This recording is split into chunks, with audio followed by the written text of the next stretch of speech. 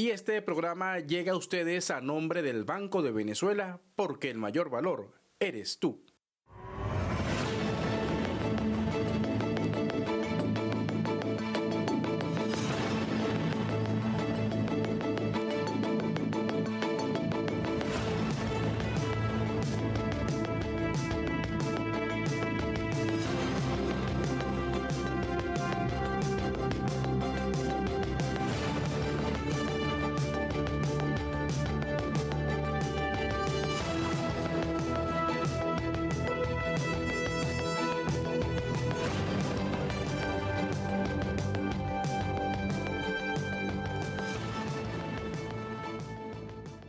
Todas y todos bienvenidos como siempre a su programa Café en la Mañana. Feliz inicio de semana, lunes 29 de abril del año 2024. Listos como siempre para llevarles todas las informaciones más importantes que ocurren dentro y fuera de nuestras fronteras. ¿Cómo está, señor Caballero? Muy buenos días, feliz inicio de semana. Feliz inicio de semana, Venezuela. Bueno, aquí encantados de acompañarles nuevamente en un inicio de semana, en esta cuenta regresiva también de cara a lo que será este 28 de julio la elección presidencial y muchos temas que seguir abordando en lo nacional, pero también muchas cosas están pasando en lo internacional que forma parte de ese reacomodo, de eso lo que está ocurriendo en el mundo hacia un mundo multipolar, pero sigue esta agresión del Estado de Israel contra el pueblo palestino. Hay reacciones, bueno, en todo el mundo y Venezuela sin duda no se ha quedado atrás sobre esto.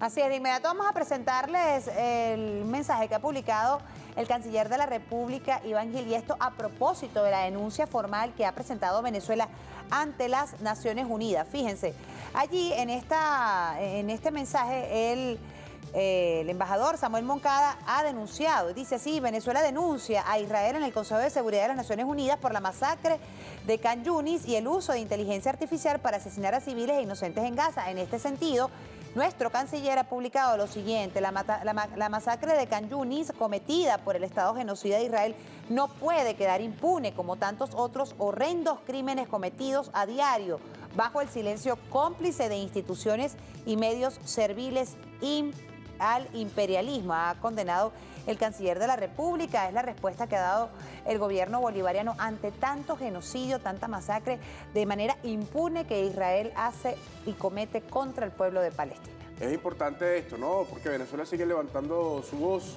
denunciando este tipo de acciones, estas atrocidades que está cometiendo el Estado de Israel. Se sigue, digamos, recuerden ustedes que se ha denunciado justamente ante la ONU estas acciones que sigue y mantiene el Estado de Israel contra población civil, sobre todo población civil. Vamos a revisar datos, ¿sí? Elementos que permiten dar cuenta de cómo ha sido y el impacto que tiene este genocidio. Sí, precisamente vamos a ver, ya nosotros dábamos un recuento de lo que había dicho o la denuncia, ¿no?, que hacía nuestro país ante las Naciones Unidas, pero vamos a escuchar precisamente el mensaje que ha publicado nuestro embajador Samuel Moncada ante las Naciones Unidas. Esto es muy importante. Esto fue lo que trajo como consecuencia la respuesta que ha dado nuestro canciller, y dice así: Venezuela denuncia a Israel en el Consejo de Seguridad de las Naciones Unidas por la masacre de Khan Yunis y el uso de inteligencia artificial para asesinar civiles inocentes en Gaza. Los aliados de Israel ocultan sus crímenes en los medios internacionales para normalizar el horror que se sufre en Gaza. Frenar el genocidio perpetrado por Israel es una obligación legal para todos los estados. Vamos a escuchar aquí el momento en que nuestro embajador Samuel Moncada hace referencia a esta denuncia.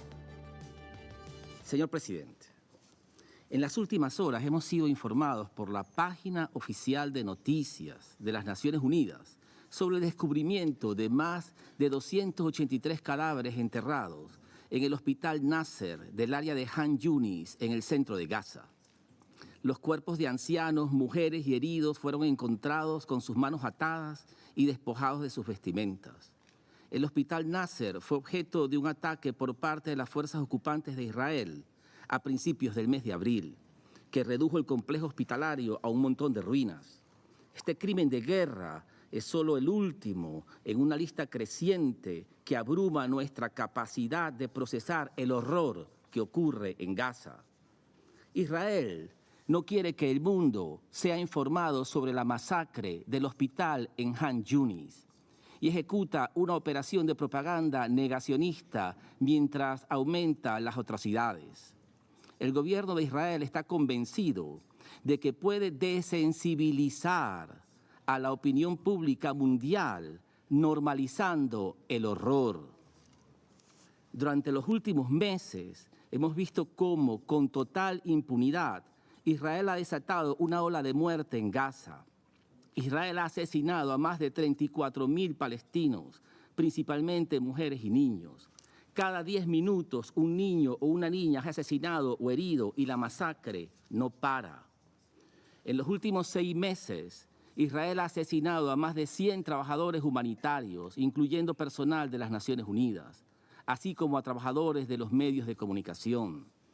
Israel está usando armas que emplean la inteligencia artificial para asesinar civiles inocentes que no forman parte del conflicto militar. La población palestina está siendo usada como un gigantesco campo de experimentación criminal.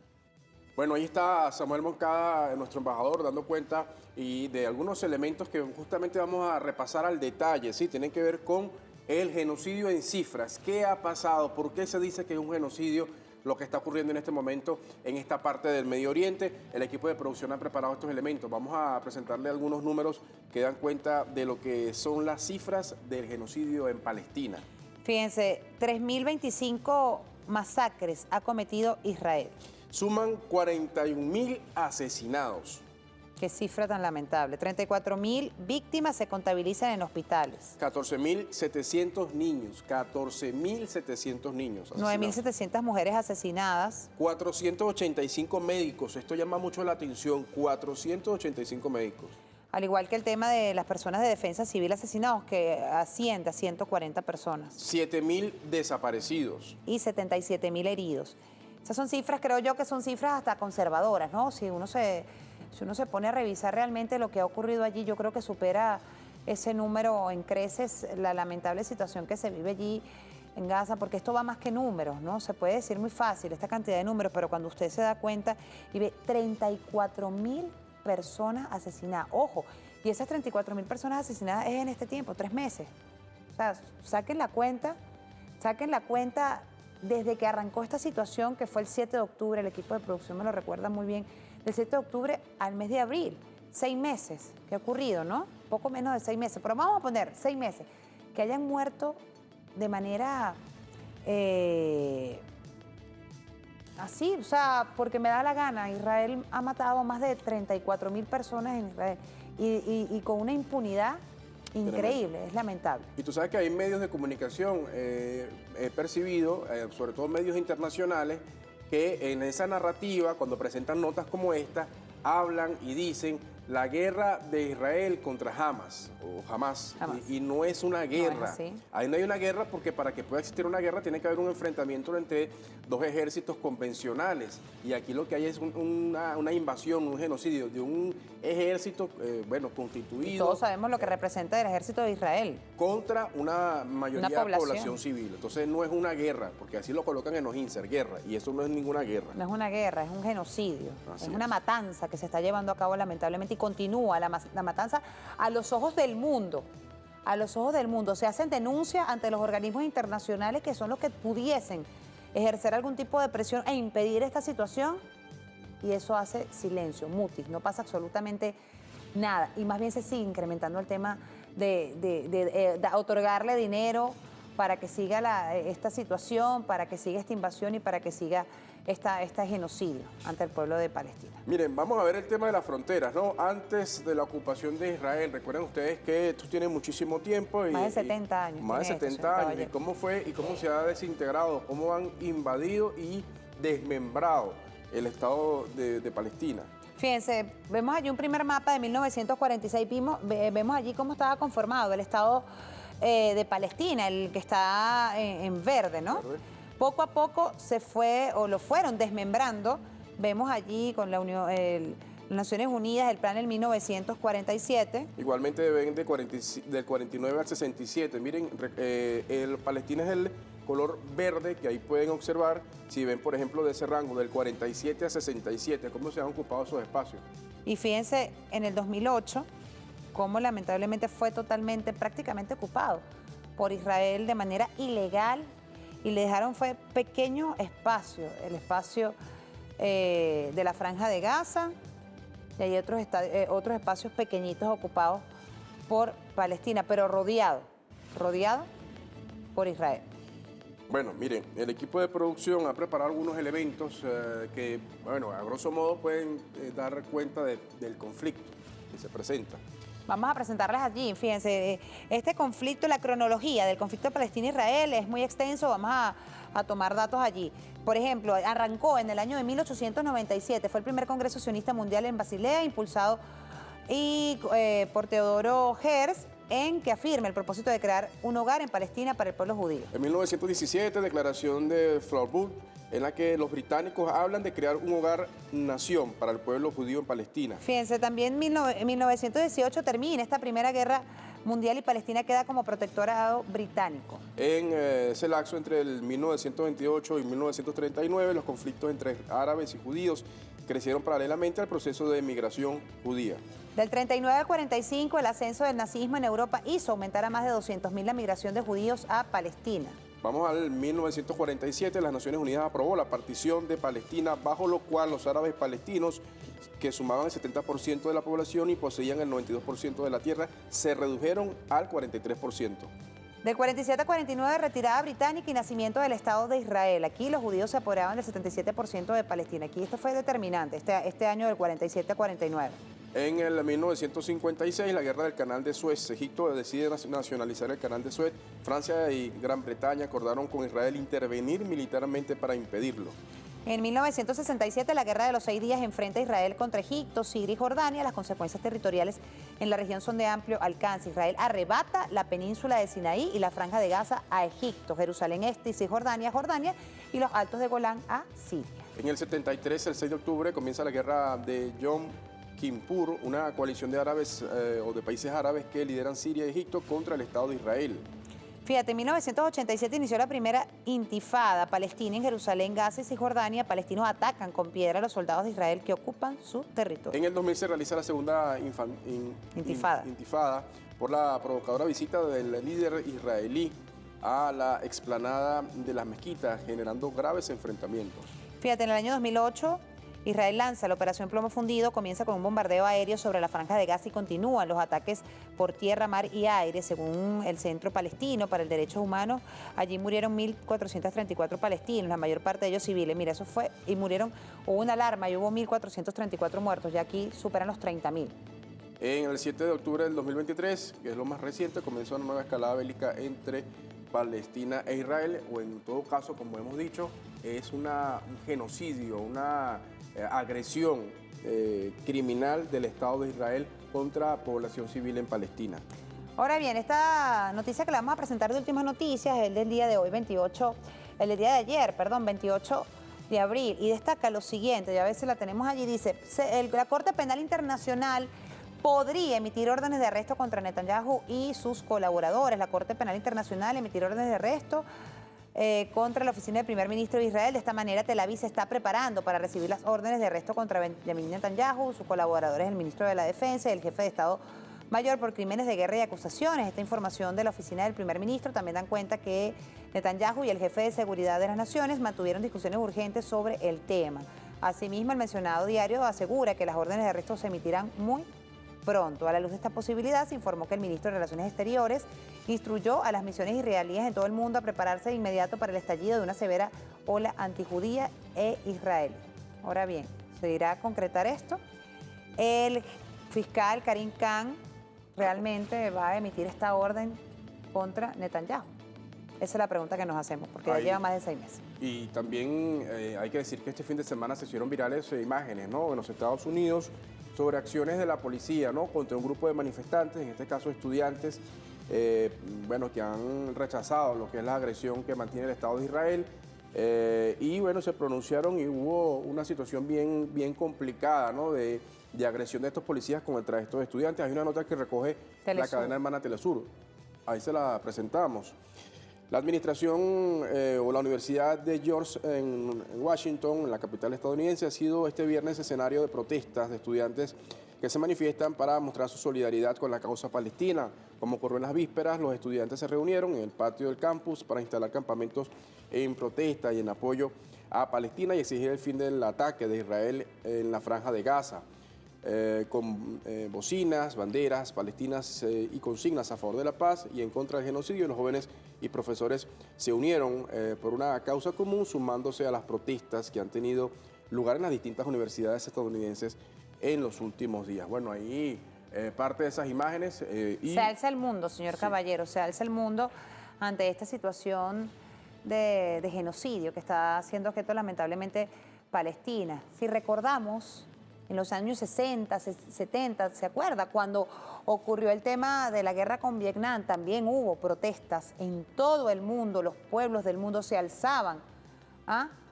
Mira, aquí ahí vemos esas imágenes. Cuando se desarrolla esta guerra de Vietnam, la juventud norteamericana se indignó por estas atrocidades que se vivieron en esa guerra y empezaron a levantar su voz en contra de esta guerra. También se conformaron movimientos pacifistas con profesores, abogados, periodistas, artistas, que protestaban contra esta violación de los derechos humanos y el ecocidio por los constantes bombardeos a la zona boscosa de Vietnam, tratando de acabar con su ejército. Ahora preguntamos, ¿se estará reviviendo eso actualmente? Pero en este caso, por la situación que se está viviendo con Palestina e Israel.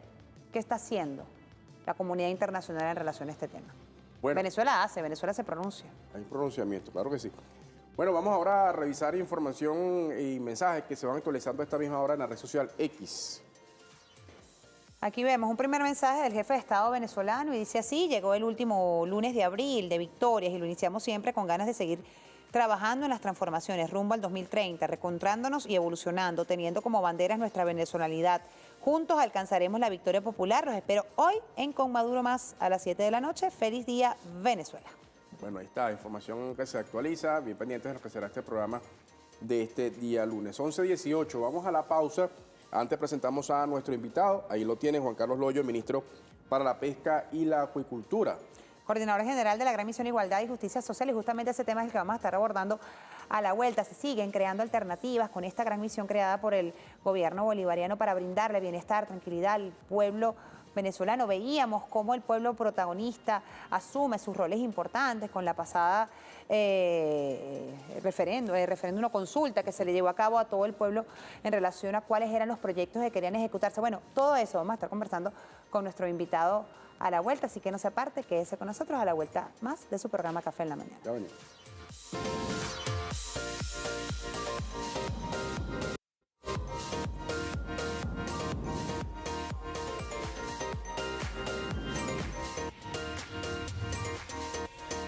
Yo apuesto a esta misión.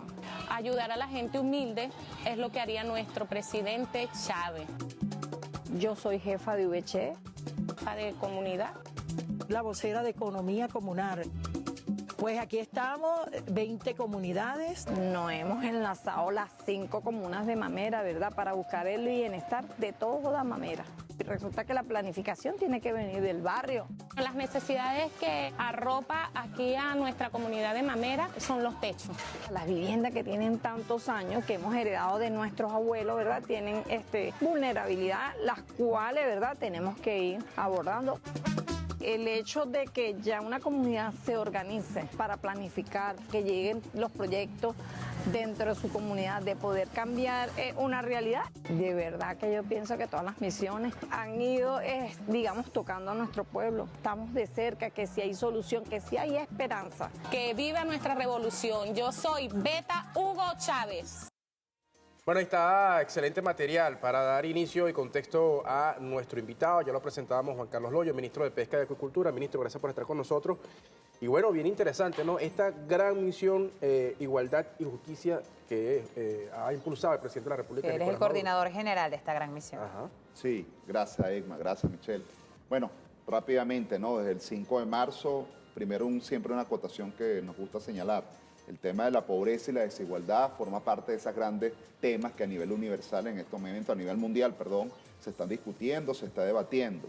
Para la Revolución Bolivariana esto no es un tema nuevo, esto está en el núcleo mismo del origen del proceso político como tal, en el origen de lo que significó el esfuerzo por la constituyente, por dotar de opinión pública, de opinión para poder construir nuestra constitución de la República Bolivariana. Y la opción por los pobres, la opción por los pueblos siempre ha sido el principio fundamental del proceso como tal. ¿Y quién mejor que nosotros para mostrar cómo durante la década del 2005 al 2015 aproximadamente, antes que llegaran la dinámica muy fuerte de las agresiones, cómo fuimos el primer país en América Latina en superar la brecha de desigualdad y lograr una efectividad en materia de todo lo que significa lucha contra la pobreza, sacar a millones de compatriotas que están en esa condición. El presidente Nicolás Maduro de hace más de 1 año y medio viene coordinando un equipo de trabajo, varios ministros, varias instituciones, pensando en el momento de la contraofensiva, y eso dio fruto a la gran misión Igualdad y Justicia Social.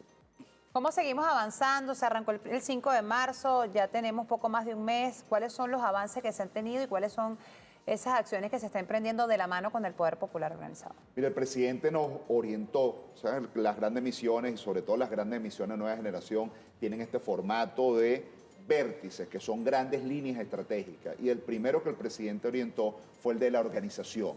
En estos momentos está la Constitución, como ustedes lo están viendo allí en el video, en las compañeras de Mamera que están allí, a los cuales aprovecho de darles un saludo como tal, de las Brigadas Territoriales para la Acción Hugo Chávez, las BTA de Chávez.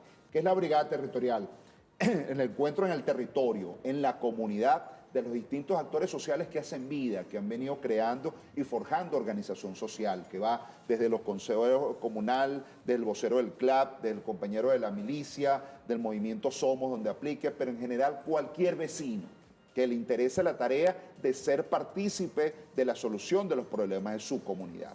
Y esto lo orientó el presidente porque este esfuerzo de nuevo que vamos por solventar todo lo que han sido las heridas de la guerra económica, la tenemos que hacer de manera conjunta. Es un llamado a toda Venezuela, es un llamado bien abierto, bien plural, bien a todo aquel que se quiera sumar a la tarea de solventar estas brechas que se han creado a raíz de lo que ha sido la guerra económica.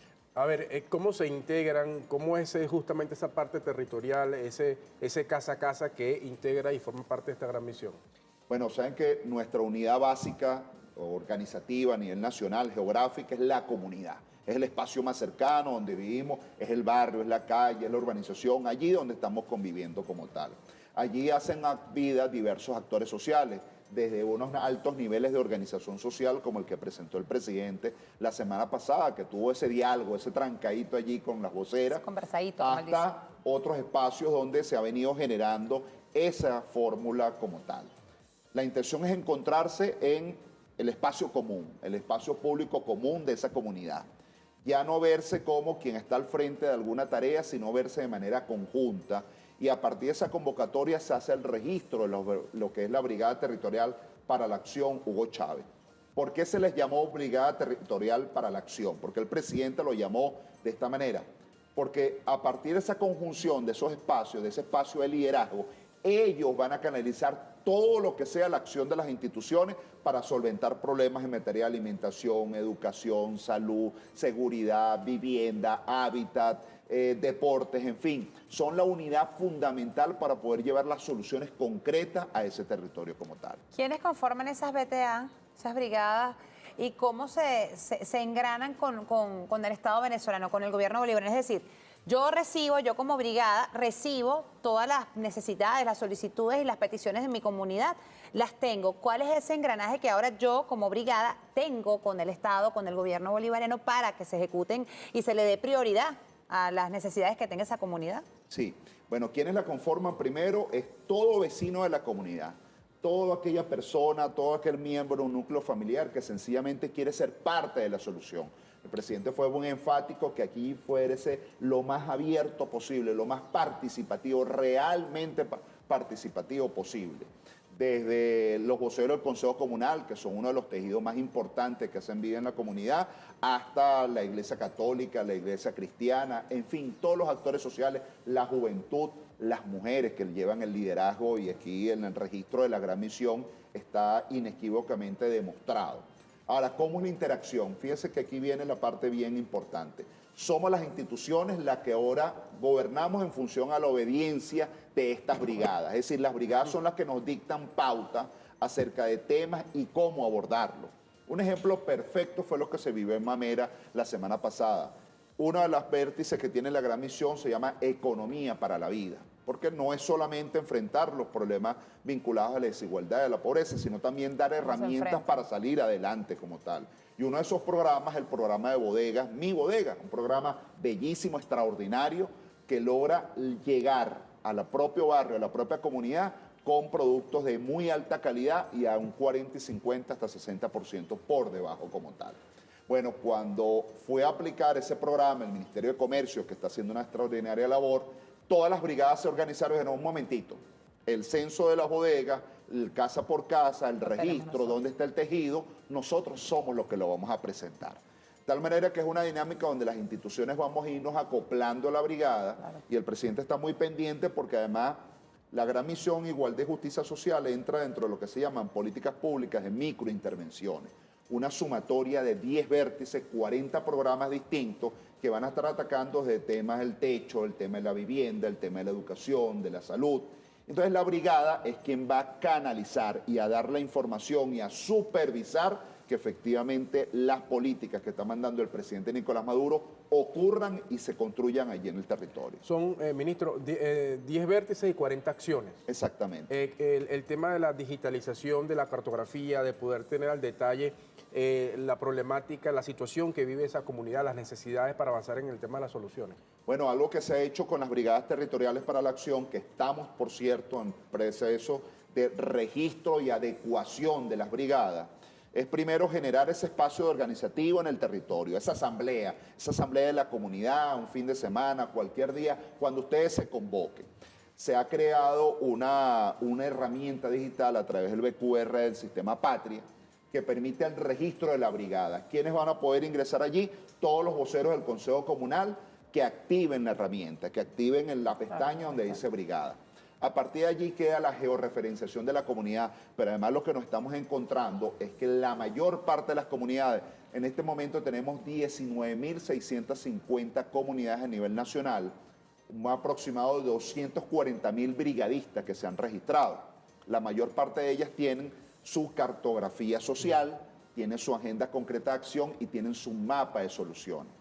A partir de este registro, el presidente va a estar orientando, va a estar enviando grandes órdenes de atención, de acción concreta, en función a atender un tema. Por ejemplo, el domingo pasado, todas las brigadas territoriales para la acción se sumaron a la iniciativa que el presidente había ordenado de la gran consulta nacional, la primera vez en la historia, y cuidado, hacia América Latina, donde a nivel nacional se hace un gran proceso donde todos los consejos comunales, todos los vecinos pudieron votar y jerarquizar los proyectos más importantes de su comunidad. Le pregunto, ¿esta gran misión tiene prioridades establecidas o las prioridades vienen dadas según la comunidad y según las necesidades que tenga? ¿O ustedes tienen unas que son estables, que van a ser trabajadas allí? Hay un conjunto de ellas que son estables porque están dentro de lo que se llama las categorías de pobreza multidimensional, las diferentes esferas. Y la República Bolivariana de Venezuela, el gobierno bolivariano, desde hace varias décadas vienen cumpliendo con esa normativa desde la llegada de la Revolución Bolivariana.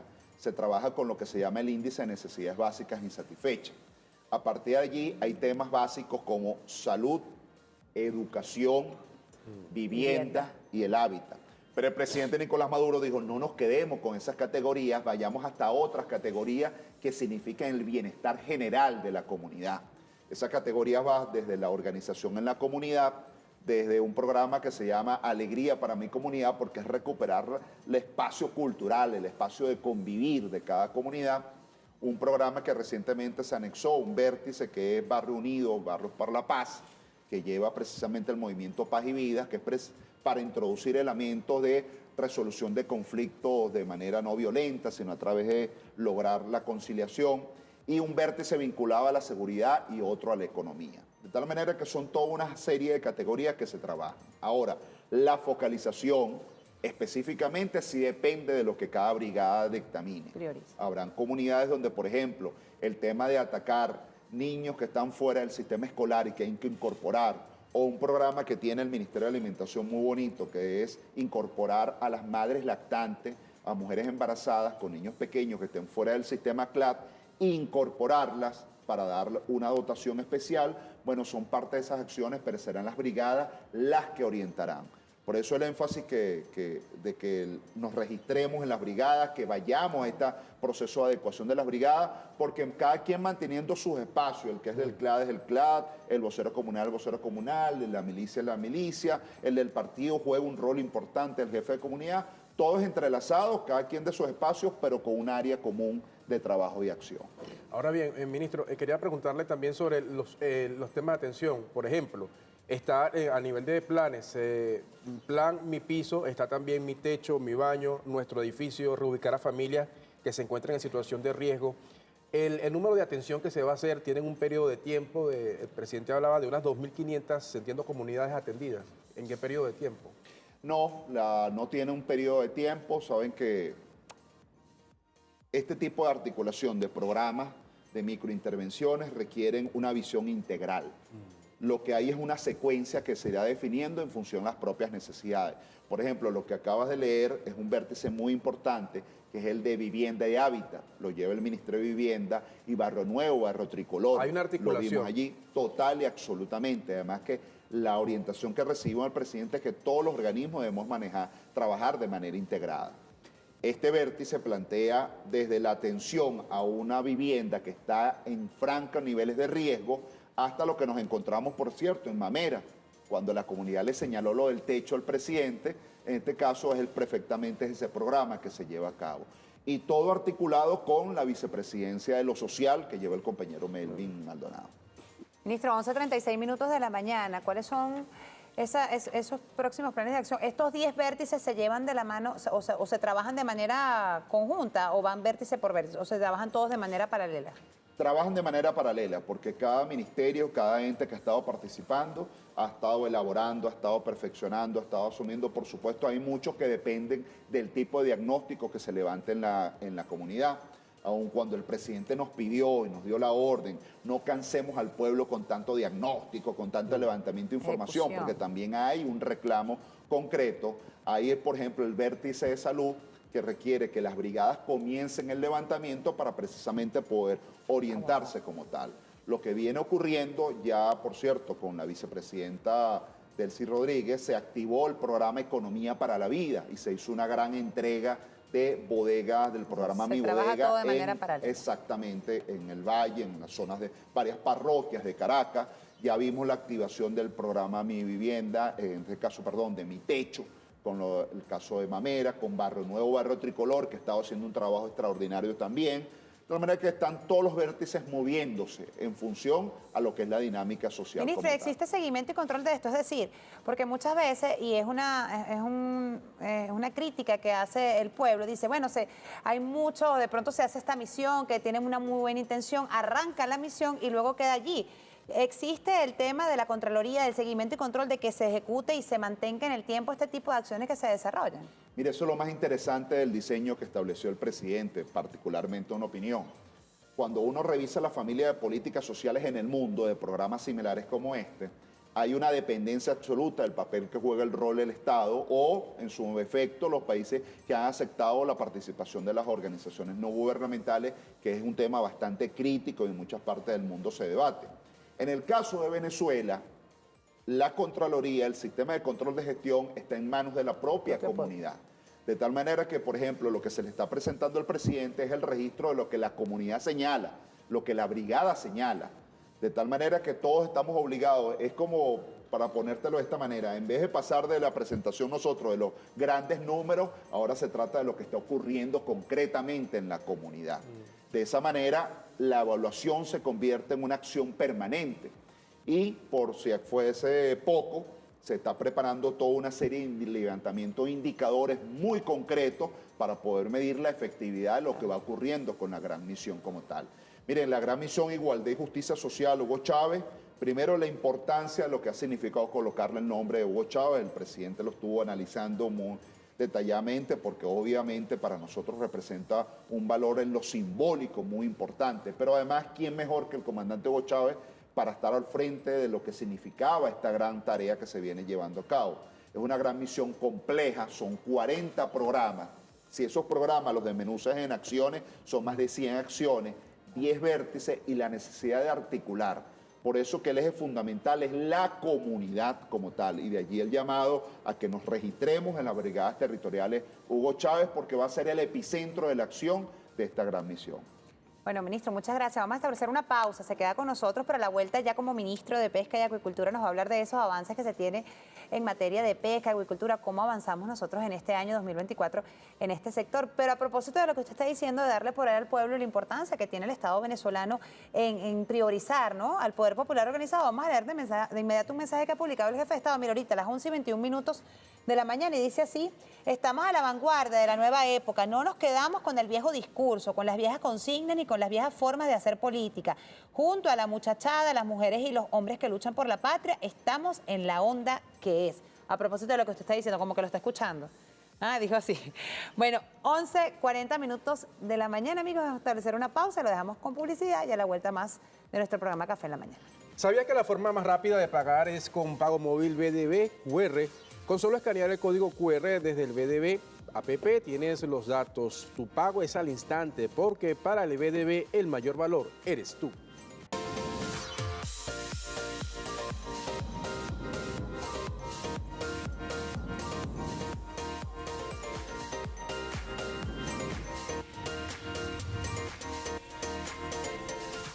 Vamos a su programa Café en la Mañana. Continuamos conversando con el ministro Juan Carlos Loyo, también coordinador de la Gran Misión Igualdad y Justicia Social. Ministro, queremos preguntarle el tema de la consulta este domingo que acaba de pasar, ¿no? Esta consulta nacional popular, la integración también, y cómo participaron las comunidades pesqueras que se encuentran distribuidas a lo largo del país. Sí, mira, primeramente, nada más un contexto, ¿no? La democracia participativa en el mundo, hay la noción ya hoy, inclusive en las distintas corrientes teóricas, que es la vitalización de la democracia, es la democracia real como tal. Y lo señalo porque es parte del debate que actualmente también se da en el mundo. Para Venezuela no es un debate, para Venezuela es una realidad que se practica a diario. Y lo que vimos este domingo fue un esfuerzo gigantesco. Más allá del número, es lo cualitativo, lo que ahorita conversamos, es la fuerza de la participación de la gente discutiendo su proyecto en su comunidad. Nosotros tuvimos reportes a lo largo de todo el día, teníamos equipos que estábamos en las comunidades pesqueras y la gente salió a debatir su proyecto días antes y salió a establecer su línea de acción, su postura, su visión, que si acá es una vialidad, que si acá es un tema de frío, que si acá es un tema de electricidad. O sea, hubo un ejercicio real de participación, de jerarquización. Y lo que tal vez ahora días anteriores no se había vivido, lo habíamos empezado a monitorear.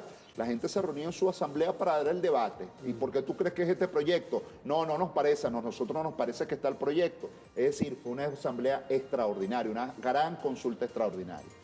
¿Se cumplieron las expectativas por parte del sector pesquero en la participación que se tuvo el pasado 21 de abril en esta consulta? Sí, se superaron. Ustedes saben que las comunidades pesqueras tienen unas características. Para ellas no hay ni fecha ni horario, sino que todo es permanentemente estar en la tarea de la pesca, en la tarea de lo que significa el ámbito propio de su constitución. Pero sí, aquí se superaron todas las expectativas. Los reportes que tuvimos es de comunidades extremadamente alejadas que hicieron su ejercicio del voto, que hicieron su ejercicio de participación, discutiendo con el vecino, con la vecina, con el consejo comunal, en fin, una real participación política. ¿Hacia dónde justamente usted cree que se va a avanzar los resultados que se puedan obtener a partir de esta consulta? Donde, bueno, la gente, como usted dice, hubo el debate, pero también el acuerdo sobre una solución concreta, ¿no?, efectiva. Sí. No, bueno, ya el presidente de la República dio la orden y estableció dos orientaciones muy claras. Primera, comenzar a responderle a la gente, responderle con el financiamiento, con el apoyo, con los proyectos, con lo que cada gran misión de nueva generación podamos hacer allí en función a cumplirle la palabra a lo que fue ese espacio de consulta. Y la segunda es que, y lo reiteró en el programa que tuvimos en Mamera, que va a estar cada 3 meses el proceso de consulta nacional. Es decir, Venezuela es vanguardia. A veces esas cosas se nos quedan así en el tintero o sencillamente las mencionamos. pero es vanguardia lo que significa la mejor forma de revitalizar la democracia, que es la democracia participativa y protagónica.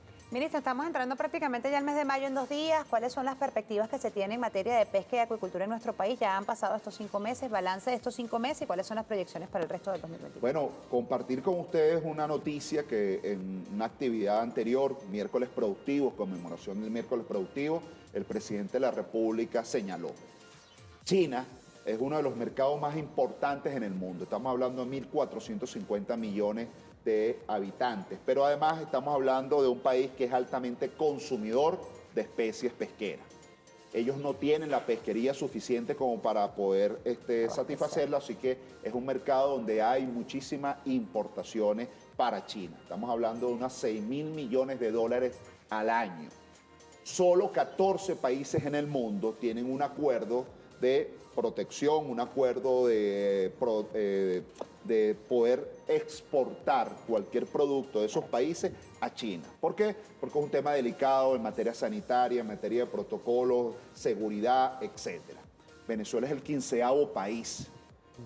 Gracias a las reuniones que hubo el año pasado, lo que son protocolos que en otros países le han llevado 3, 4, 5 años, acá, al cabo de pocos meses del encuentro entre el presidente Nicolás Maduro y la primera autoridad de China, se logró llegar a este protocolo y en este momento todos los productos de la pesca pueden ser exportados a China. En concreto, eso significa que más de 100 empresas que están registradas en este momento como exportadoras ya van a comenzar a llevar la marca Venezuela al mercado de China, pero además también podemos recibir inversiones. Y lo más importante de todo esto es que hicimos la prueba en Semana Santa. Esto no rivaliza en nada con lo que es el consumo nacional. Nuestro país tiene más de 350 especies. Recientemente vimos cómo algo que era reportado por algunos medios insidiosos como un problema, como era el tema de la medusa, bueno, hoy es una alternativa porque se está exportando al mercado de China y los pescadores están participando de un proceso de captura sostenible, que siempre es bien importante, para poder llevar a este mercado. Eso es interesante, usted lo comentaba, lo veíamos a través de las redes sociales, el tema de la medusa. Eso es un fenómeno porque, como usted dice, se publicó y generó miedo, ¿no? Pánico quizás en el tema de las playas. Sí, aquí llegó la especie bola de cañón. De hace 3 meses veníamos monitoreándolo con los biólogos marinos porque un fenómeno similar viene ocurriendo en México.